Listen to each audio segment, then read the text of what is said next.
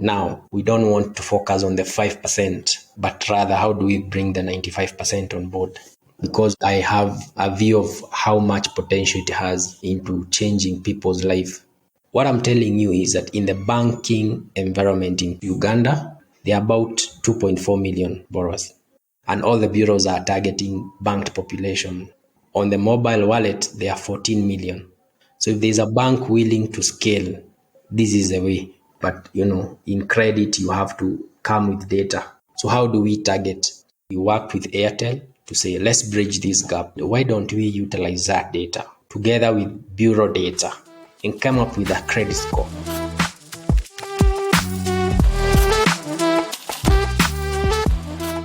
I love a good adventure story. Vine-draped impenetrable forests filled with wild beasts, lost rivers, and the promise of untold gold. It's what inspired my own books. Draken is available for free as an ebook on Amazon and Butterfly Hill for just a few bucks, but more to the point, it's what inspired my line of thinking for this intro. You see, today we're talking about Uganda, a country that in my colonial-educated brain is immediately associated with David Livingstone and Henry Morton Stanley and the search for the source of the Nile. It turns out, though, that story is more complicated than I remembered, and that the true source of the Nile is probably in the hills of Burundi. So, yeah. Still, Bawindi impenetrable forest with its mountain gorillas, and the Kabali forest with its chimpanzees, and, well, one of the disputed sources of the Nile are calling me. So perhaps I'll visit soon. Welcome to How to Lend Money to Strangers with Brendan Lagrange.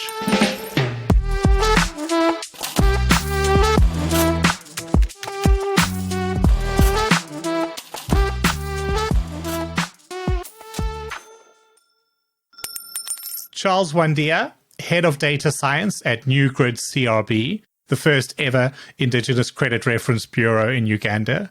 Welcome to the show. Thanks, Brendan. It's a pleasure to be here.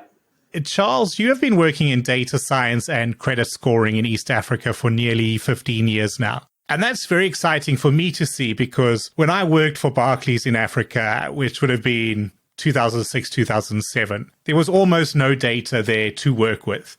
The bank systems weren't really up for the task either. And as a result, there wasn't a lot of talk or focus on this idea of data science and credit scoring and data-driven strategies.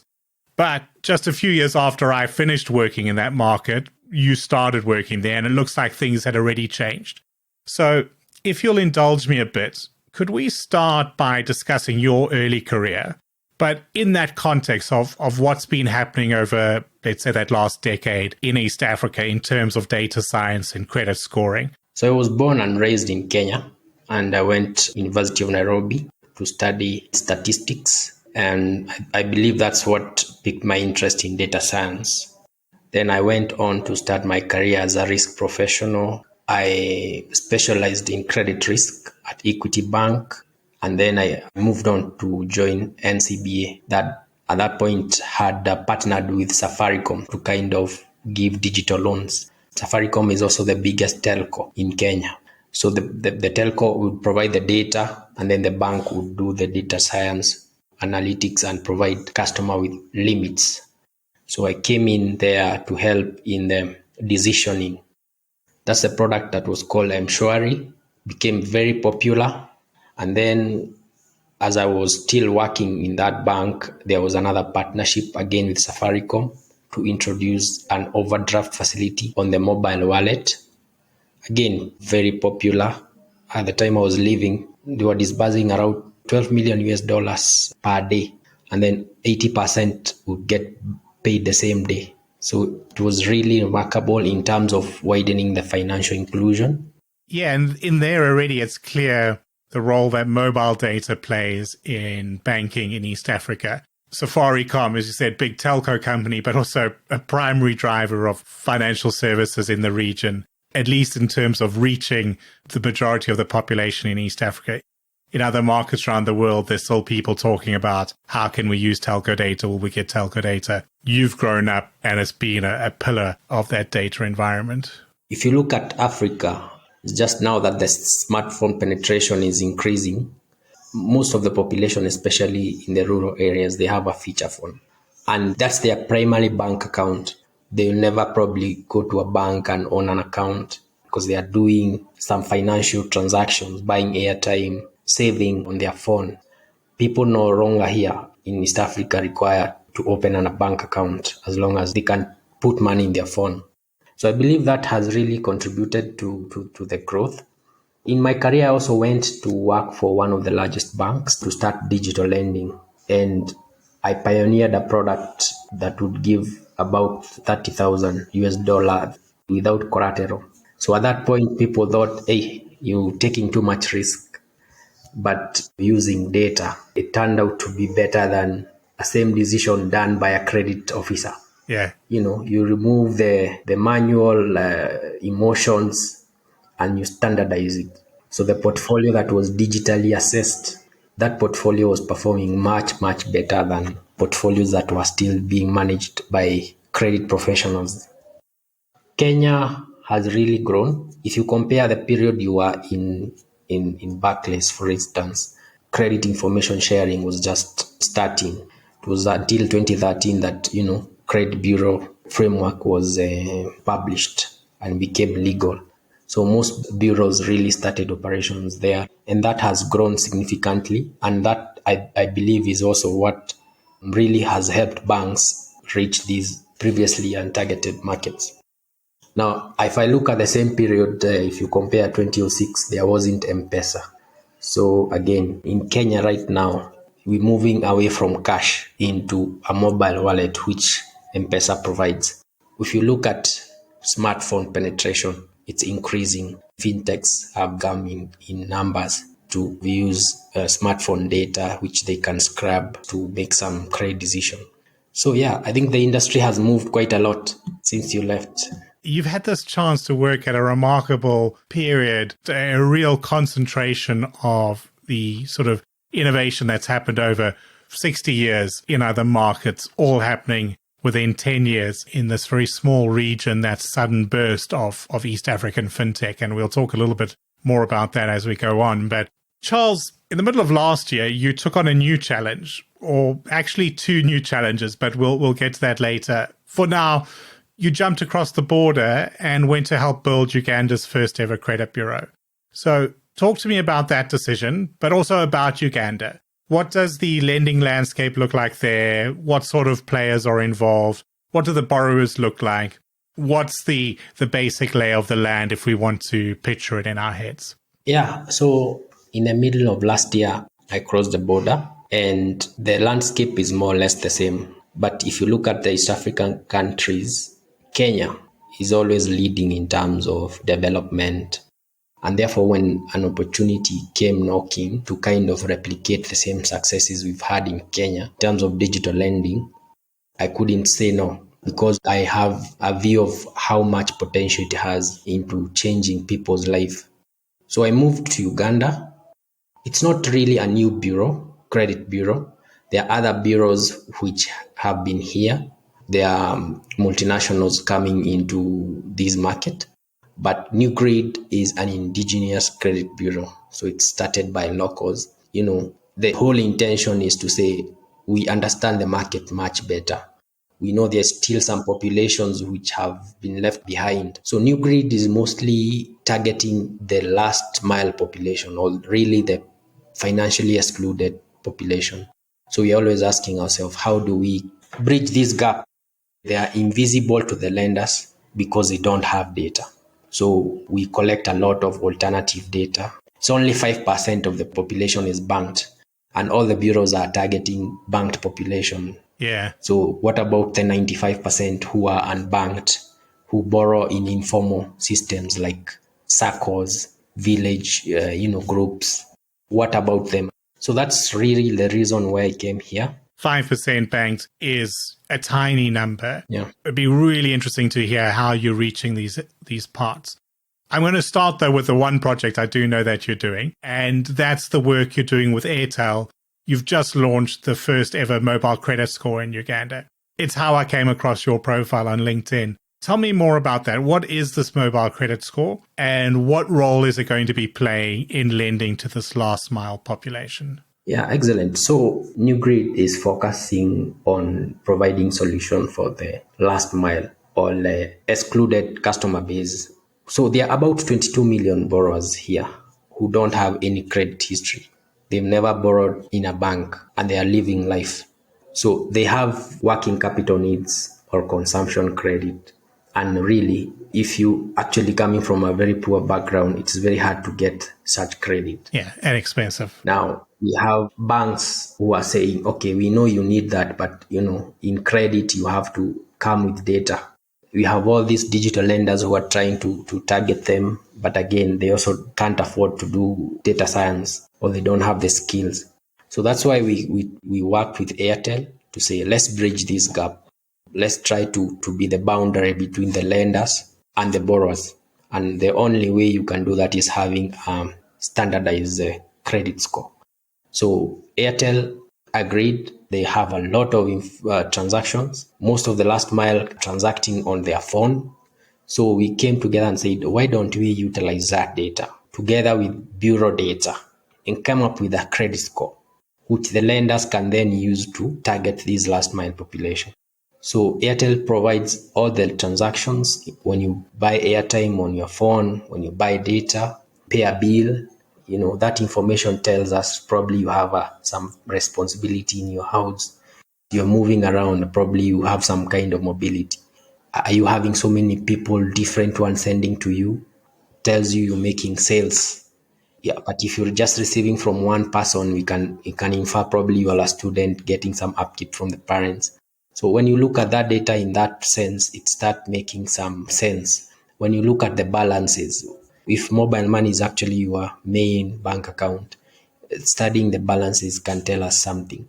So we looked at a lot of data and built a credit score using machine learning. And it can be relied on by lenders, but lenders just don't need the credit score. They need a view of how much you probably earning so that they can be able to tailor make your limit. So we went ahead and provided income estimates. So it's not just a credit score. And basically, we've got a lot of excitement in the market. We have very many lenders coming to us and saying, okay, when can we start? In almost every market in the world now, we'll talk about, oh, we should get telco data on. And in the UK, telco data is on the credit bureau. But often when we talk about telco data, we simply mean, are you paying the bill at the end of the month? It's one data set that looks a lot like a small loan. But the data you're talking about is far richer than this. So this is prepaid mobile, I'm imagining. You can see how often people are topping up, where they're topping up, where money's coming and going. All through the month, you're getting insights, which is fascinating. As I said, not long ago, we had no data. And now you're able to take this big data that's structured, but very different, and putting in a machine learning and build a credit score. And not just a credit score, as you mentioned, but a score that includes affordability. So this is a massive leap forward in terms of what a lender has access to when they're making that decision. And I know it's very early days because you launched the score just weeks ago, but I'm interested to know how much of that 22 million unbanked population you can now reach. Yeah, so if you look at the numbers, the active borrowers, the people who can really qualify, they're about 14 million from the 22. Yeah. What I'm telling you is that in the banking environment in Uganda, there are about 2.4 million borrowers. Now, on the mobile wallet, there are 14 million. So if there's a bank willing to scale, this is the way. Yeah, so at the moment, about 11% of the market's being served. Exactly. You're opening up 100%. And of course, then, if we think about the people that are still left out of that, they're more likely to enter via the telco route as well. And if we go a little bit more technical, I'm quite interested in your experience. You'd built credit scores the old-fashioned way, like we all know in the banks. How was it different working with this data? Yeah, basically, the credit scoring methodology is more or less the same. We use logistic regression as well as machine learning. But when you're dealing with alternative data, you have to go a step further and try to figure out what can predict default. Traditionally, banks rely on bureau data, which is limited, but financial footsteps, which is what we're getting from the telco, is more richer in terms of, telling you whether someone can afford to pay a short-term loan.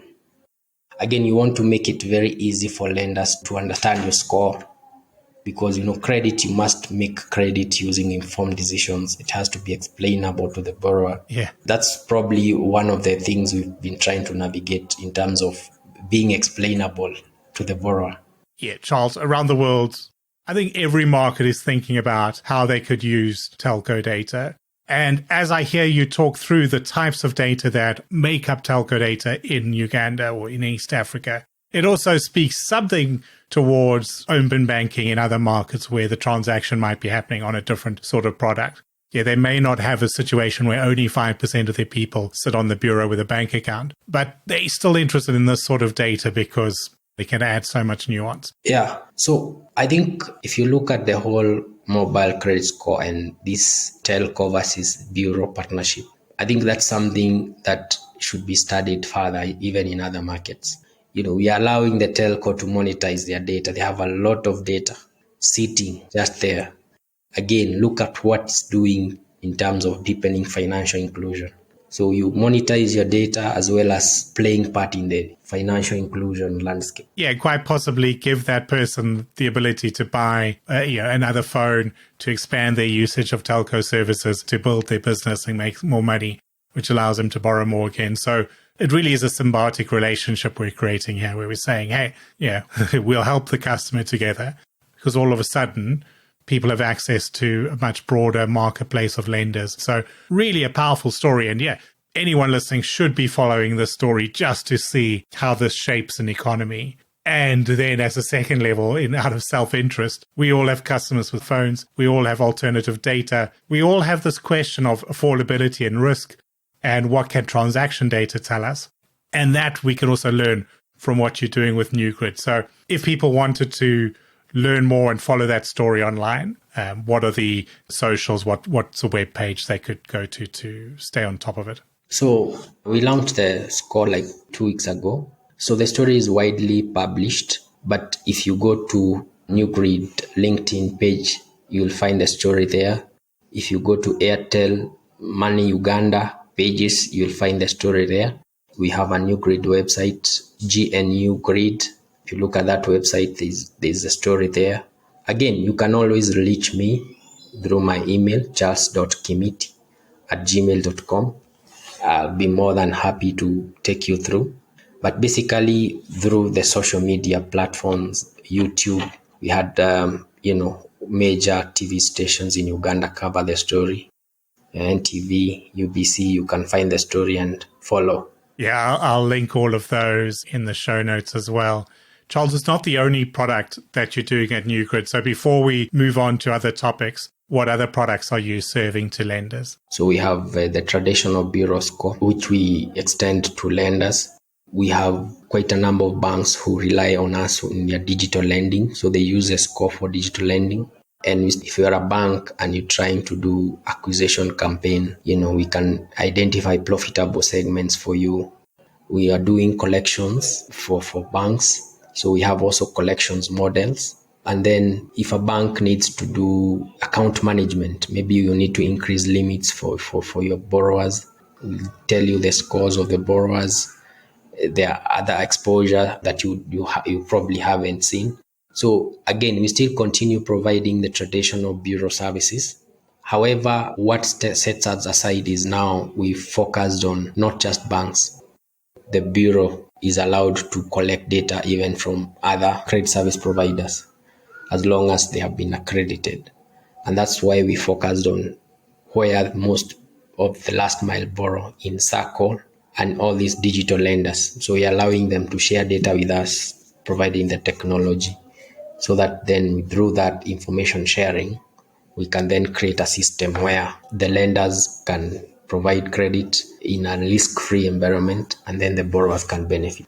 A while ago on the show, I had Dylan Hirandaran on, who is now looking at solving different problems in the world. But at that time, he was trying to address this in the UK. The fact is fintechs and alternative lenders struggled to participate on the credit bureaus because the technology to share their data was so clunky and hard to use and slow. and everybody loses when it's hard for new players to join. So it's great to hear that you're already a step ahead here, bringing on new lenders and providing them with tech to do that.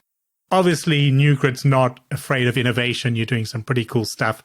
As you look forward, is there anything on the horizon that we should be keeping an eye out for? Of course, we continue commercializing the mobile credit score in Uganda, and beyond Uganda, we have a lot of interest in other markets where the telcos, they are telling us, okay, how can we replicate this? Well, I think it was MasterCard that just took a big share of MTN's mobile banking business. So a lot of interest from further abroad as well into this larger ecosystem. So I'm sure your phones and your emails are going to be busy as people try and see what you're doing and watch it grow. But Charles, I said earlier on, this is not the only new challenge you personally took on this year, well, last year.